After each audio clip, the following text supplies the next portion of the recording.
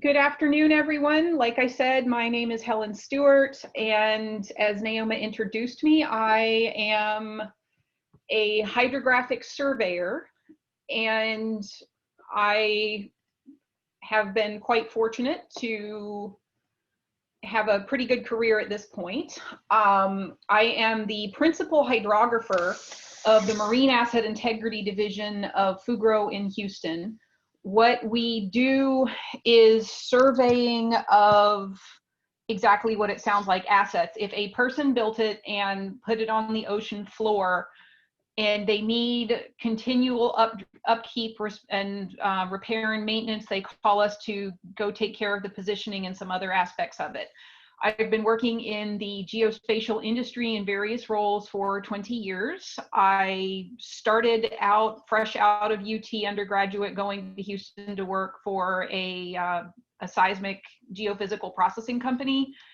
Those of you who did the math in your head would have figured out that right about 2000, 2001, that's when the bottom fell out of the oil market when Enron crashed, and I went off to graduate school.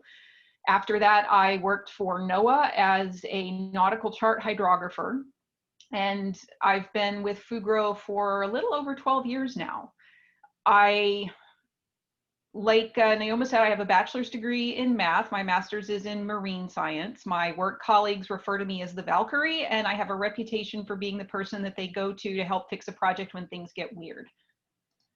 And somebody who may make an appearance is my talented and beautiful assistant. If you see a fluffy black tail going across your camera a couple times, wave hello. She knows absolutely nothing about spatial science, but she'll be happy to look in the camera and talk to you anyway.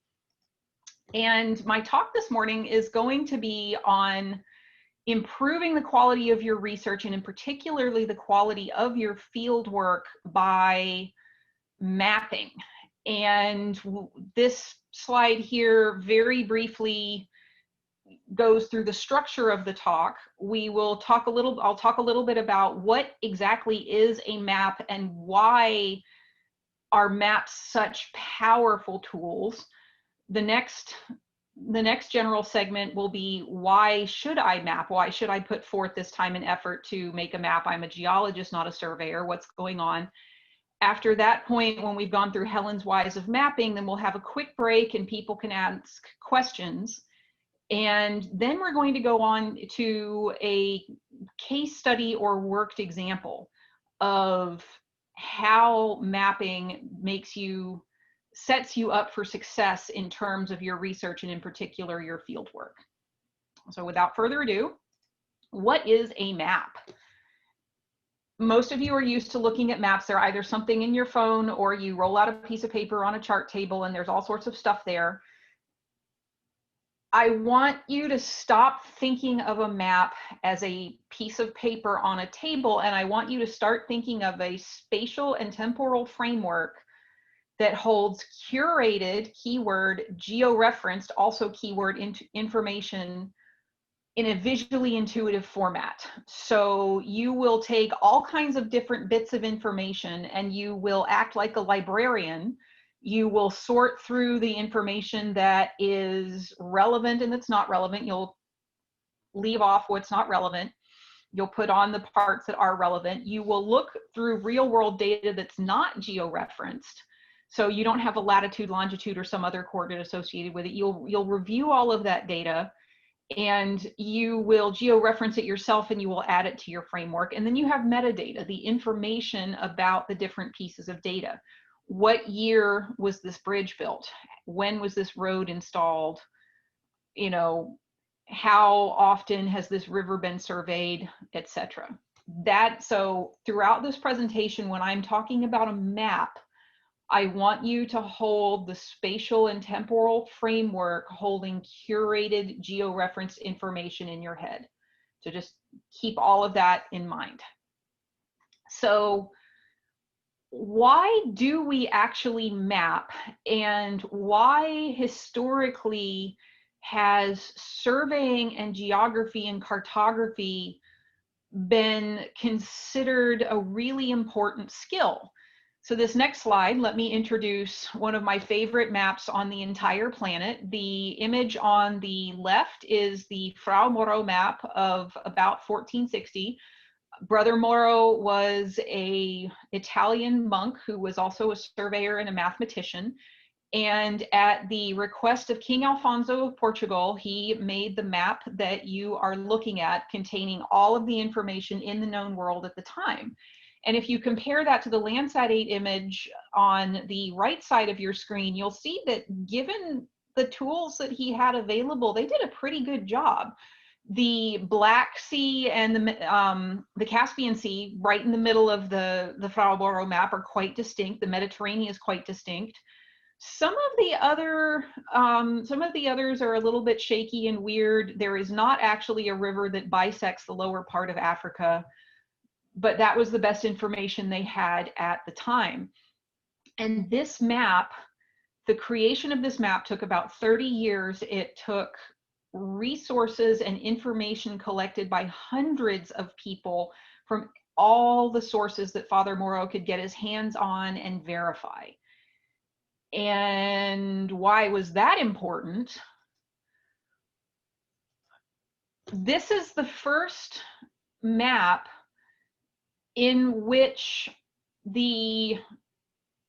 from a European drawn perspective, that showed that you could sail all the way around the African continent from India and China all the way around Africa to Europe. There were no here be dragons, there's no Gog and Magog. And what Father Moro did was he used information from Chinese vessels. If you look at the inset of the map on the upper right-hand corner, you can see a three-masted ship that was traditional of the Chinese style. And he found a couple of verified records from Chinese navigators via a European merchant, put that on the map. The other information that he put on the map were of resources that were there. In the blue box in the middle of the Father Moro map, there is a red fort-shaped structure, and there's a river with 3 lakes that lead up to it. That is the Great Zimbabwe Hill Fort. It still exists today. At the time this map was made, no European traders or voyagers had ever been there. It was, however, extremely well known to Arab merchants who would trade at the Great Zimbabwe or further down the river for ivory and copper. So even though this, again, with the power of mapping, even though nobody that Father Moro knew had been there and no European had ever been there, he still had enough verifiable information to say this is a major copper trading port. And shortly after this map was published, the King of Portugal sponsored a series of trade voyages that wound up with Vasco da Gama sailing all the way around the Horn of Africa and back in about 1490. That act where Vasco da Gama and his crews proved that it was possible to sail from Portugal to India without having to traverse the Red Sea or the Caucasus Mountains, which were in the economic control of the Arab Caliphate, suddenly that opened up direct trade routes from Europe to Southern and Eastern Asia. This was an absolute economic cataclysm.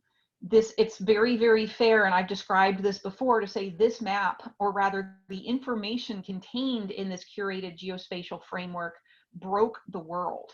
And here we are almost 600 years later, and we are still having social economic fallout from the events that this map helped birth.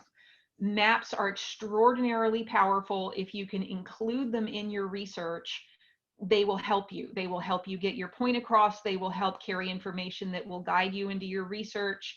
They will help you find things by being able to analyze information that you never knew you could.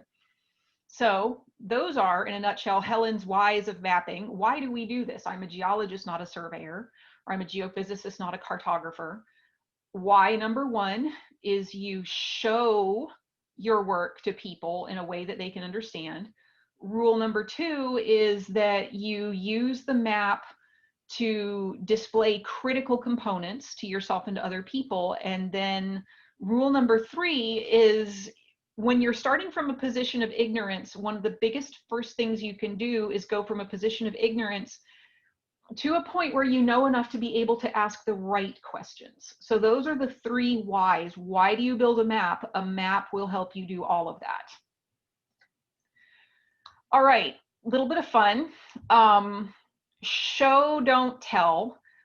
Outside of my desk job, I'm also a published playwright, and I've done some fiction writing. And one of the most common things that fiction writers are told in critiques and in editing is show, don't tell. You want to show what's happening in your character's mind. You don't just want to say, and then the small redheaded child was upset because the sun did not come out tomorrow. That doesn't show you quite what happened. Of Annie hung her head and ran her hands through her curls and shuffled her feet as she watched the rain. One of them has a much more visceral punch, one of them doesn't. And you want that visceral punch when you are trying to share your data with other people. I've got a short video to show you that is an absolute masterclass in the difference between why show don't tell works and just trying to tell would flop. And let's say hello to Hey Hey. There is, those of you who have seen the movie Moana, there is no possible dialogue or exposition that could capture the level of sheer poultry terror that Hey Hey is experiencing at the moment, short of him screaming. This is what show don't tell looks like in real life, and this is what you want your maps to do. So here's an example of telling in terms of research. I will tell it to you first, and then I will show you what the map is, and suddenly things will make sense in a way that they wouldn't before. The graph on the left depicts changes in temperature in the water column in a particular bay over about a 2-week period in the Southern Hemisphere summer. And the 10.5 degree Celsius temperature isotherm is highlighted as a particular level of significance. The text box on the right-hand side reads, with this in mind, the primary objective of the thesis is to further investigate and describe the subthermocline circulation in Saldanha Bay during periods of coastal upwelling and subsequent bottom water intrusion, which means absolutely nothing probably to anybody who is on this call. And that's fine, because this was information that was presented in the middle of my master's thesis. This is the information that I would only present to you after I had shown you the map. But if this were all the information that I were to give you, then you wouldn't really be able to understand why this is important, or you, if you're trying to explain it, would not be able to articulate to a grant funding committee who you are trying to convince to give you money to do your research why this is important and why they should care. But if I show you this, and then I fill in the rest of the story with the human context of my research, which is all research at the oceanography department at the University of Cape Town sooner or later boils down to, how do we feed people in the African region nutritious, affordable food? And this bay that you are looking at is Saldanha Bay. It is to the north of Cape Town, as you can see in the right-hand image. It is about an 1.5-hour drive by road, and it is home to a very large, well-established mussel farm. And mussels or shellfish grow very, very well in the cold and oxygen-rich water that comes in from that coastal upwelling that I described. And also, because of the shape of the bay, and because there's a jetty near the gold star in the image, that protects the mussel farm from waves and the wave action in the Cape in the wintertime. But this very convenient location is its Achilles heel. If you look at the left-hand image, you'll notice all the way around the image, there's the port of Saldanha Bay, you have a South African Air Force base, there's the West Coast National Park, and there are a couple of towns. This is a major tourist area, there's a casino, there are all kinds of condos. And so with this amount of anthropogenic pressure on the area, trying to keep the fish farms and mussel farms in Saldanha clean becomes a challenge. And what's even more challenging is that the port of Saldanha Bay is less than 5 kilometers away from the mussel farms. The two pictures on your right-hand side, the one on the top is the port of Saldanha, the one on the bottom is the mussel farms, and those were taken by a boat in roughly the same position. One of them they were facing towards the east, and one of them they were facing towards the west. And so the reason that I did this study into how upwelling behaves in this particular region during this very specific weather condition in the summer is that if there is a collision between two vessels going in and out of the port of Saldanha, if there is a spill, if there is an intentional discharge in the largest deep water port on the entire African continent south of the Congo River,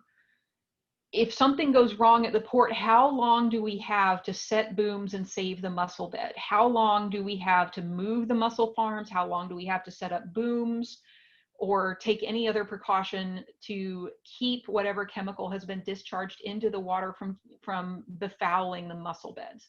So this map helps me describe in a way that people can understand what my research is, why it is important, and why they should pay attention to this goal. And those of you who are from Texas, especially the Houston or Coastal Bend region, you may remember a few years ago, there was a tugboat that collided with an oil tanker in Galveston Bay. And the same sort of modeling and characterization of the water column that I did in South Africa, researchers in the greater Houston area did that in Galveston Bay, so they knew where they needed to go to set booms to keep the spilled oil from impacting oyster beds. So that's rule number one, why map number one. You show people why your research is important, and you get more grant funding, and you write a better paper at the end. Moving on. Why map part two? And part two, because the map itself might be the desired end product. This is the Sit or Squat app developed by the Charmin Toilet Paper Company. And it is an app that you can load onto your phone. It tells you where public toilets are located and whether they are clean or whether they're absolutely gross and you should go somewhere else. If you've been on a long road trip, especially if it's with small children, you know that this is a gift from the heavens. That said, there's a couple of reasons that I'm showing you this, and it's not because cartoon bears doing the potty dance are funny. The first one is about how this particular map is formed, and the second one is about a different goal. And as far as how this particular map and app are formed, this is an absolute masterpiece of crowdsourced mapping. If any of you are thinking of doing any kind of research with a crowdsourcing component, which is all of you, because all of you will be getting different pieces of information from lots of different people in order to complete your research or to plan your field work or to write your papers or your grants, you need to pay attention, because there are 5 key points that every successful crowdsourcing project has, and you need to know them. So of the 5 crowdsourcing components, the first one, the crowd members are knowledgeable and experienced about the subject at hand. In this case, everybody knows where the potties are and whether they're clean or they're gross. So, we're all pretty well experts on that. Number 2, the information provided needs to be fit for purpose. That is, it is reliable, you can verify it, and that it meets your needs. And in this case, we don't need to know if there is a traffic light on the street corner. That's not relevant. We don't need to know if a porta potty is outside a construction site. That's probably not reliable information. That may change. But we do need to be able to verify that a public toilet exists at the location that it does. And so if we have 3 or more users that all report that this toilet on the corner of the World Trade Center, which is kind of in the middle of the right-hand image, that this toilet exists and it's clean, that's how we can verify that it's fit for purpose. Number 3, this data has to be curated by somebody who is not a member of the crowd. If the members of the crowd try to curate your data itself, it winds up being a mess. You need to have somebody who, either yourself or somebody working on your team, whose job is to go through all that information and sort out what is useful, sort out what is not. Then once you have your data curated, you need to make that data available to other people in a reasonable way. In this case, it's an app, and a very simple one. In other cases, it might be a book, it might be a downloadable database, it might be a user selectable database like the National Geophysical Data Center has. But that's step 4. You make sure that you can disseminate your data easily. And then finally, your data includes metadata that provides useful context on the data that you have in there. If you have 5 people over a 2-year period who all review that this toilet is clean, and then suddenly you have 3 people in quick succession who go, no, it's filthy, then you as the user know that something has changed. So when you are doing crowdsourced projects, you have to have all 5 of those points in mind. I will provide anyone who is interested after this is over that information written down, or the list of the 5 successful points of crowdsourcing. So that's the case when your map itself may be your desired end product, which is a perfectly valid goal on its own. Or your map may actually be a critical component towards meeting your research goals that you cannot achieve realistically and reasonably without a map. And this situation that I'm about to discuss, I learned about this from a retired public health nurse who discussed learning about it in a nursing continuing education seminar. Social isolation and loneliness kills older people. Even before SARS-CoV-2 broke out, isolation and loneliness were known risk factors for cognitive decline, heart problems, blood pressure problems, stroke, and premature death in elderly adults. And in the 1980s, a geriatric medicine researcher in Phoenix, Arizona, observed that elderly people with incontinence problems didn't leave the house often, meaning they missed medical appointments, they didn't get to social events with other people, they didn't feel comfortable going to activities of normal life like going to the grocery store, and so on. The physical discomfort and the emotional shame and humiliation that these people experienced formed 2 major barriers to them going out in public. Knock-on effect is the social isolation, knock-on effects are all the health effects that I previously described. And so this researcher got a grant from the National Institutes of Health and went all over Phoenix and found where publicly available restrooms were. And she published a book called Where to Pee in Phoenix, which had maps and descriptions of where the public toilets were. So with the information in this book, elders who had incontinence problems who previously would have stayed at home began going out more, which had the desired impact on their health. They were going to their doctor visits and getting their medications. They were going out and seeing friends. They were going out to the grocery store. They were going to visit family. The map in this case was not the main goal, but none of the main goals, which were improving the safety, health, and quality of life of older adults, could have been adequately met without having this comprehensive map book that this researcher put together. In a time of the internet and smartphones, it seems like a pretty trivial thing. This was absolutely groundbreaking back in 1984. And it was a groundbreaking achievement in public health that started with a map. So the why map too, think of what your research goals are and what your critical components, and think about how putting your information into a geospatially referenced framework will help you meet those goals. And by the way, now with this second example, that's now 2 examples I've given you on how information contained in a map was absolutely groundbreaking in terms of life and society. One was groundbreaking on a global scale, one was groundbreaking on a more regional scale, but it was groundbreaking in terms of a public health achievement. Maps work, they really do. So moving on, the third component of why you should map, you let the map guide your research.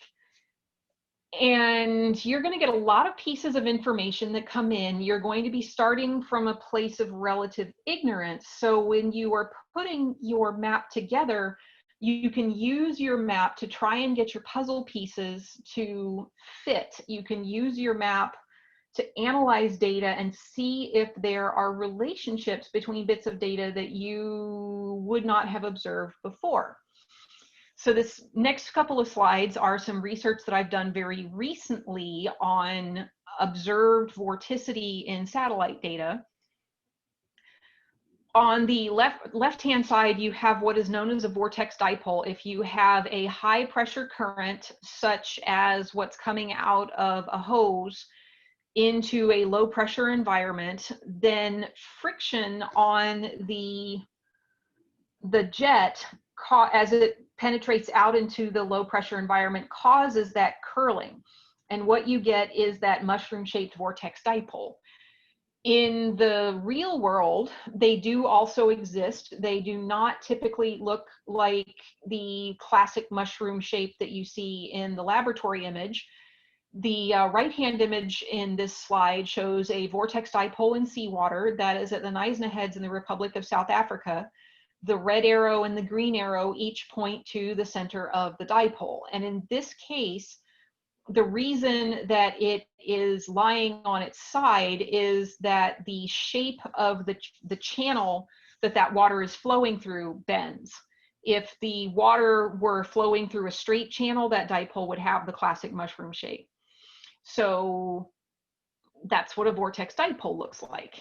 And vortex dipoles are 3-dimensional. The jet current goes out in all directions, and if you have the water surface, underneath the white spots that you can see in the middle of the dipoles in the Neisner Head image, that's like the drain in a bathtub as it goes down, and the 2 drains are connected in the middle in a horseshoe shape below it. So your mushroom is 3-dimensional. You've cut a mushroom in half like you would for making a pizza. This is something that I learned about fairly recently, and it got me to thinking. One of the very first surveys that I did when I was working for NOAA as a hydrographer back in 2004, we did a survey in this area. This is Quick's Hole. It's the gap between 2 islands near Martha's Vineyard. And the reason that the government vessel was out surveying in Quick's Hole is that it's the shortcut between Vineyard Sound and Buzzards Bay without having to go all the way to the end of the island and all the way around. So if you want to save some time, you go through some Quick's Hole. The currents up in the area are quite swift, and during the course of the survey, we noticed that on the north side, there was this rocky ridge, and immediately to the north of this rocky ridge, there was that deep hole that you see in the right-hand image that gets down to about 40 meters deep. After the surveys were complete, I was invited by a colleague at the USGS to review the data with him, and he and a couple of other colleagues and I went out in a small boat and we took grab samples and bottom photography. And what we found is that the red area near it is a rocky ledge. It's a glacial drumlin, which was what we expected. The sediment in Buzzards Bay was very soft, sticky silt and mud. And at the bottom of that hole, it was coarse gravel. So something was happening there, but none of us none of us knew what it was. We all were scratching our head. Well, once I had started doing research into the vortex dipoles, I thought, I wonder if there are dipoles in Quixhole, and looked in satellite imagery, and sure enough, there were. The right-hand image is what's known as a Fugro 40 SSM image, and without going into too much detail, 40 SSM takes optical band satellite data and it makes things visually apparent. We don't do any kind of band analysis or processing. We just tweak it so that things show up that you otherwise wouldn't notice. And in this case, you've got a vortex dipole at Quixhole, and on the far right-hand side of the image, you've got another vortex dipole. So side by side, I have the multi-beam bathymetry shown in grayscale this time on your left-hand image. I've got the position of the rocky ledge shown in both images as kind of a red crescent shape coming off the point of that island. And I have a black arrow pointing to the deepest part of the hole. And what you'll notice is that the dipole forms over the hole. And I saw that and I thought, okay, so we know that we have a vortex dipole coming out of the gap between the two islands. We also know that the bottom of this deep hole has the kind of coarse gravel that you would expect if you were in a characteristically high current environment. So what this map has shown me in the next part of my research that I would like to do is to go get a multi-beam echo sounder and an ADCP. And I would like to put the ADCP in the bottom of the hole to measure currents over several tidal cycles, and then turn on the water column imagery in the multi-beam to see if we can spot the dipole and see if what I think is happening is that part of the reason that hole is there is it is being scoured out by the dipole is actually true. If I did not have the map to show me that that deep hole existed, if I did not have a map that I could use to overlay different layers of the nautical chart, of the multi-beam DTM, of the 40 SSM image, and put them all in the same spatial framework to see that these things are correlated, I would not have had the right kind of information to ask the right questions. So this is an example of how you let your map guide your research. Those are your 3 whys of mapping. Why? Because you want to show, don't tell. Why? Because you want to do critical component analysis. Why? Because you want to let the map guide your research. And we're going to pause at the moment for a couple minutes and open the floor to questions and comments at this point.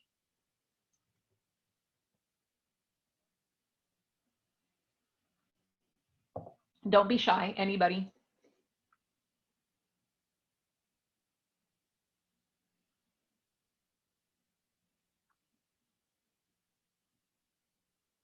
No questions, no comments? Yeah, I had a question. Did your instrumentation verify that there was currents at the hole, or? Yes, and I was also on the survey launch going through that hole with the multi-beam sonar, and I can confirm to you that the currents are very strong. The charted tabulated currents are on the order of 1.5 to 3 knots during ebb tide, and what we experienced out there is congruent with that.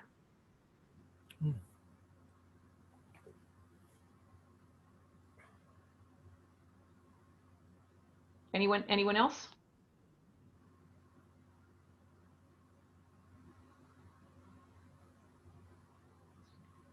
Okay, moving along.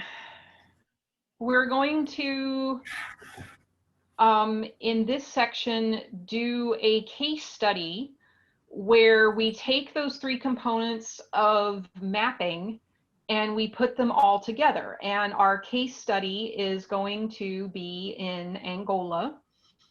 The animals that you are looking at here are giant sable antelope. They are the national animal of Angola.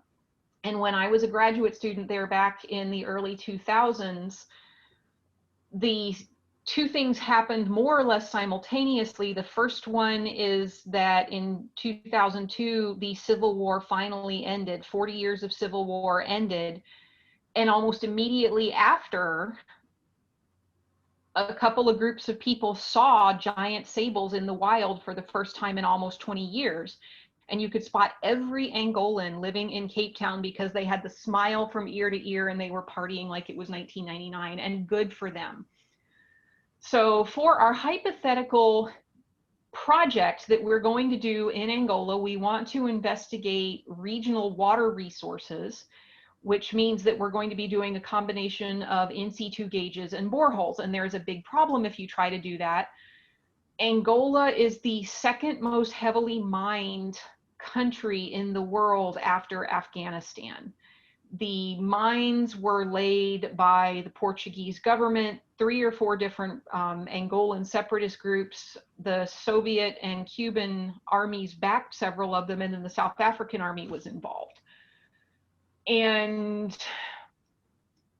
although Angola is a signatory to the 1997 Ottawa Treaty saying that they would demine their countries by 2024, there are so many mines and they were not laid in trackable patterns. They were just scattered as people went, that realistically this isn't possible. If we are doing field work in this area, then that means that one of the things you will have to do in planning and in execution of your field work, from the grant writing process all the way down to finding who's going to go with you, has to be aware of the mine problem, and you have to take reasonable precautions to make sure that you're not going to wind up like this South African tank. This is, the work can be done, but you will have to do a very good job of organizing your information. And I submit to you, there is no way to get this done without building a map. So step 1, show why your work is important and to whom it is important. This very simple map shows country borders and 2 different watersheds that sets the stage for a series of very complex stories. The headwaters of both the Cubango and Kondo rivers, which form the Okavango River system, and the Zambezi River system, are located in southeastern Angola. The Okavango River system is home to small-scale local and subsistence fishing industries, as well as a multi-million-dollar-a-year tourism industry in the Okavango Delta area. Any changes to the hydrological environment in the Angolan region of the Okavango watershed has knock-on effects in Namibia and Botswana, which are 2 of the driest countries on Earth. Moving to the east somewhat, and just to backtrack a little bit and give you a little bit of an idea of how critical water resources are in this area, the Botswana national currency, 1 pula and 100 tebe. Pula is Setswana language for rain, and tebe is for raindrop. So their actual money is named the rain. This is really important stuff to know. The Zambezi is one of the 3 great rivers of the African continent, along with the Nile and the Congo. It is the backbone of Southern Africa. It is home to tourism concessions. It is home to subsistence and regional fishing economies, drinking water, irrigation water, hydroelectric power, and irrigation and local shipping in Angola, Botswana, Namibia, Zambia, Zimbabwe, and Mozambique. Any changes in the hydrologic processes of the Zambezi watershed has knock-on effects all the way down to the Indian Ocean. Regional development authorities really like to know what is happening in terms of what's going on in water resources in situations like this. So if what you want to do is you're going to examine hydrologic processes in the Kubango River watershed, then you have the Southern African Development Community, SADC, and the governments of Angola, Namibia, and Botswana are all going to want to know about this.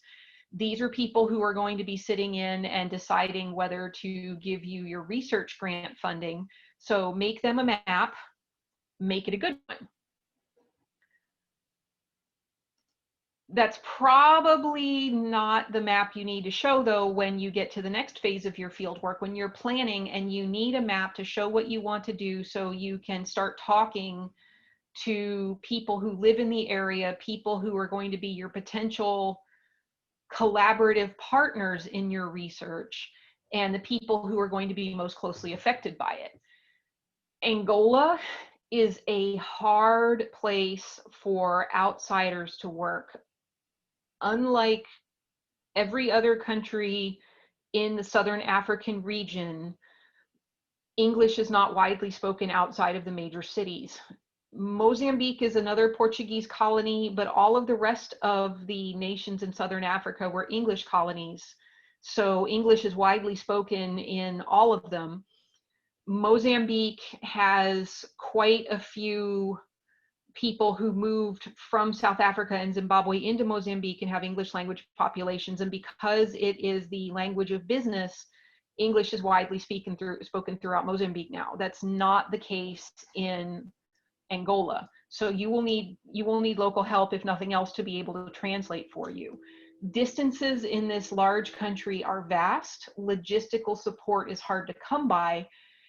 So you're going to need a lot of help from a lot of people to be able to successfully pull off your field work. And if you have a good map, the map is a picture that puts your information into a visually intuitive framework, which means that your map suddenly becomes a vehicle for two-way conversation between you and the other stakeholders in your project.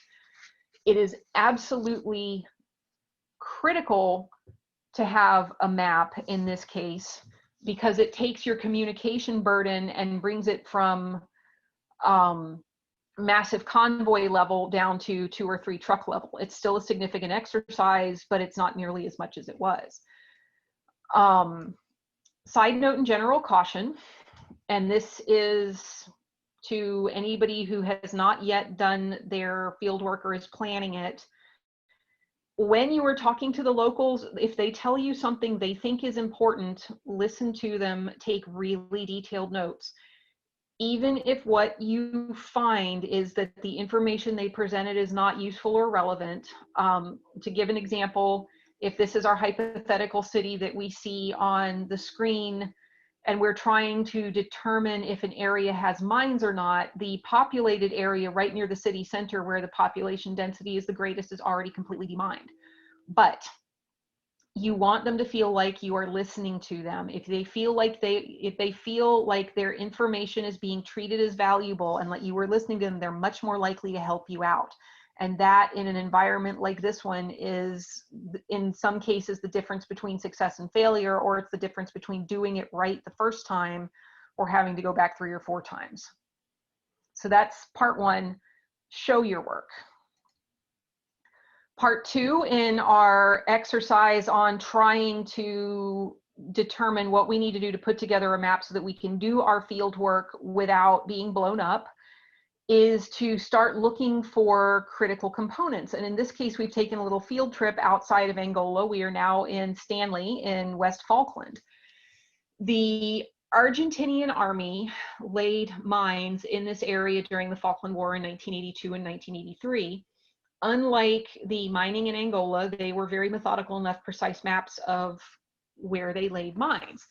So here we are. This image on the screen is from in the early 2010s. Demining began in early 2011s. So we go to this image from about a year after the first one, and suddenly you see all of these circles of white sand in the otherwise undisturbed area. These circles are all just about 100 meters apart over ground. This is 3-dimensional, even though we're looking at a flat, not orthorectified image. So they would have gone out with surveyor's chains to mark where to put the mines. So for you, what you're trying to do is find out where it is safe to take cores and where it is not safe to take cores. You can start building your map with information that you put together. If you know that these mines are on a roughly 100-meter grid, then you can plan for that. Like, what would it look like if I were to start drawing a 100-meter grid and find where the mines are? So now you have an area that you have identified as positively demined. Now you have an area that you have identified as maybe demined. Now you're starting to isolate the critical components of your mapping that will get you to the answer that you need, which leads into the third why of you let your map drive your research. Once you have enough information to ask the right questions, then you can start researching other methods to help you find what you need. In my previous example about Quixhole, putting the map together led me to match the presence of vortex dipoles with the strong currents that I already knew existed in the area. In this example, for the next couple of slides, everything that you see is what I did over the last few days, researching into what can I do using publicly available information to find out if areas are mined or not. And this is where a crowdsourcing component comes in. This is from publicly available information. Quite a lot of it is from newspapers and press releases. So you have to take all of that and sort through it and curate it and use your map to analyze and drive you to the right questions. On the left-hand side, you have some fairly recent research on mine clearance that involves exactly this sort of thing. People notice something that's different and they go out and ask questions. And the question that they asked is, why do wild elephants not die in minefields the way that livestock, cattle and goats do? What's going on here? And what researchers found is that elephants have sensitive enough sense of smell that they can detect even very small trace amounts of trinitrotoluene, the TNT that is used for most of the common anti-personnel mines. And so what this handler and elephant are doing, there are 3 simulated mines that are in this test field, and the elephant has been trained that if it smells TNT, that it picks its foot up and holds it above the ground, so you know that it's a live mine. In practice, they do not intend to take the elephants into the minefield. That's just a bad idea on many levels. The idea is that they would take some sort of UAV or RC car and that they would equip it with a sniffer, and they would bring back an air sample from above the mine, and the elephant would go yes or no. So if you know that you are in an area that has elephant testing underway, you can be pretty sure that people suspect there are mines there. So you would not want to go drill any cores there. If you are in an area where there have been abundantly observed wild elephants, it's possible to follow the trails that they make. They tend to leave a lot of broken trees behind them, and you can determine safe places to go by watching where the elephants have gone. So that's one thing that you can do to build out your map to say where is it safe to go and where is it not safe to go. The next thing that you can do, and this is actually in practice right now, is to think about what happens in minefields. People want to avoid them so that they are not injured or killed. They also want to keep their livestock out of the minefield so the livestock are not injured or killed. So in your right-hand image, you have a river system in the heavily mined Cuando Cubango province. On the southeast side of that image, you see that this area around the river is well watered, and it's obviously in cultivation. There are plots that look like they've been tilled. Then you go up to the northwest of the image and you have the same well-watered fertile land, and nobody is using it. And so right away, you would suspect that that area is mined. People are not going to go in there and plow. People are not going to go in there and drive their animals to graze because it's too dangerous. So that is actually in current use by the Halo Trust, which is a UK-based anti landmine organization working with residents of Kwandu Kubango province and the Angola government. They do work as simple as this. Are the people there? If there are not people there and you don't know that there's a good reason why they aren't there, suspect mines. That's a couple of examples of letting your map drive your research.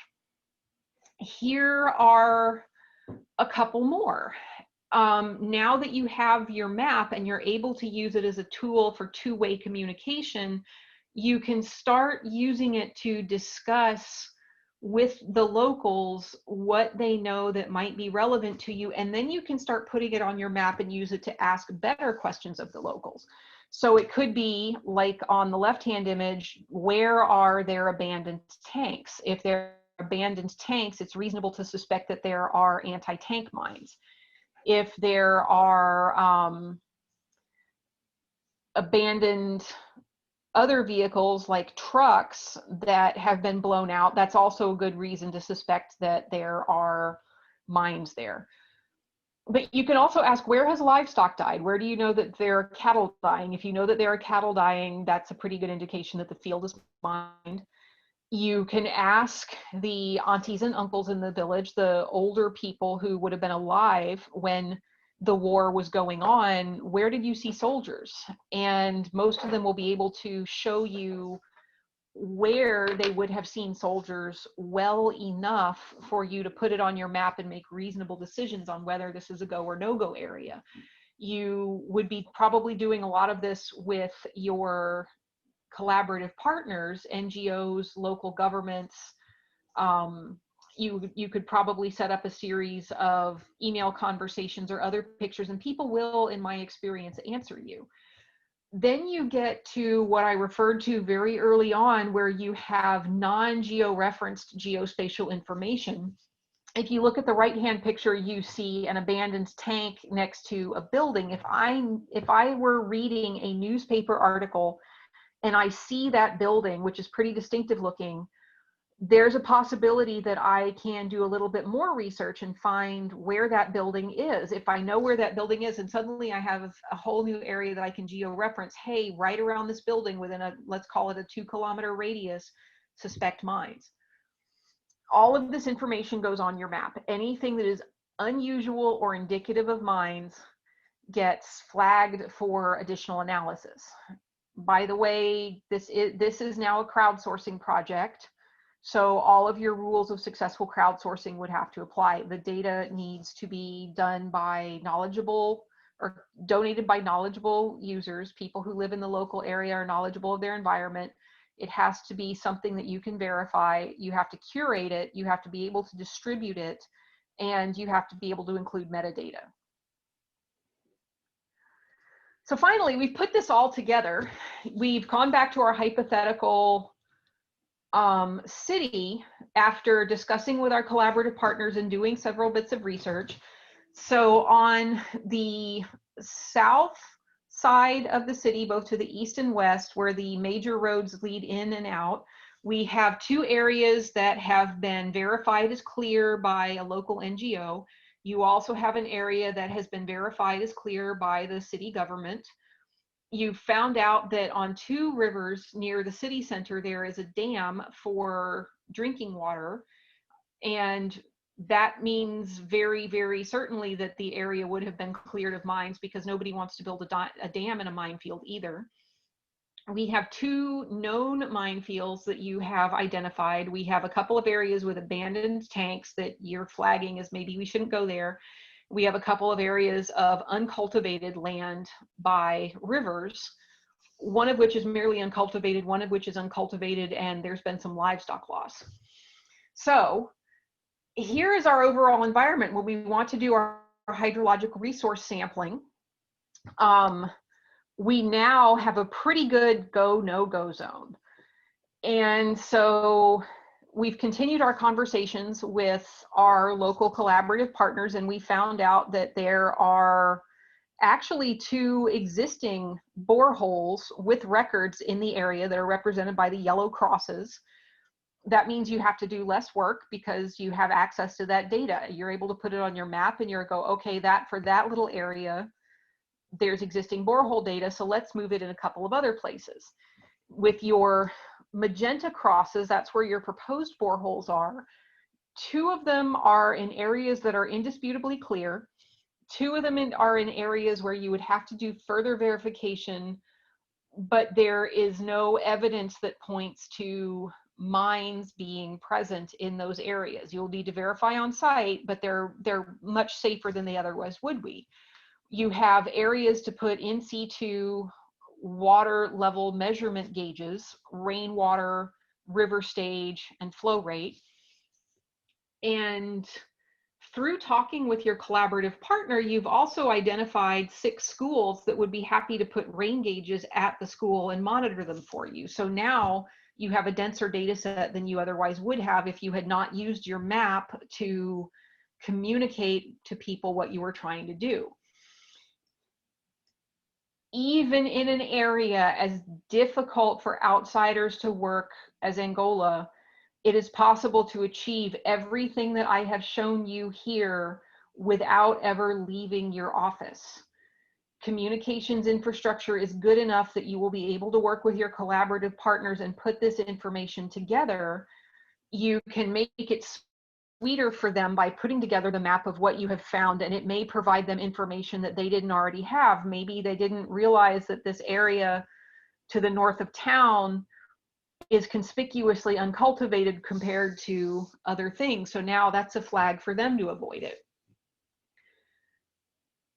All of this combined in terms of a research point of view is you've now just greatly increased your chances that you will get a fit for purpose data set the first time you go out there with the resources that you can make available to yourself and in the amount of time that you need to do it. That's really powerful, even in an area as hard to work as Angola. Recap, why map?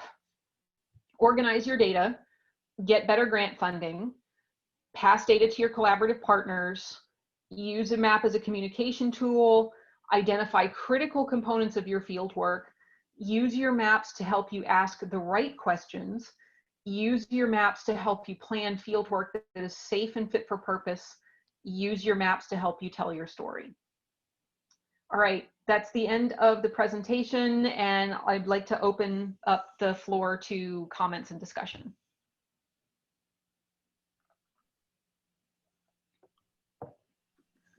Thanks so much, Helen. That was super interesting. If you guys have questions, you can go ahead and unmute yourselves and feel free to call them out.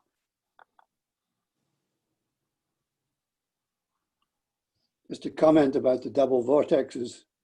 I wonder if you've come across the great race through the Gulf of Corryvreckan in Western Scotland. I'm familiar.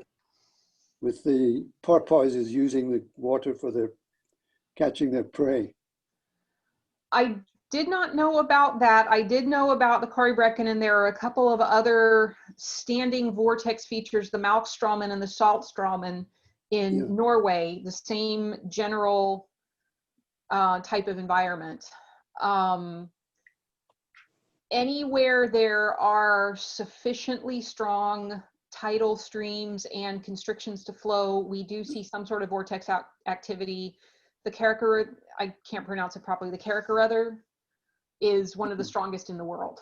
So yeah, I am familiar. I did come across that in my research. I sailed through Corryvreckan at about 9 knots, it's a kilometer wide. Thanks for a nice, interesting talk. Thank you. I've got one. Could you say either what you think, what elements you think makes a really good map, or conversely, what kind of stands out as a bad map in your mind? Organization. Having an organizational structure that makes sense. It doesn't have to be the same structure every time.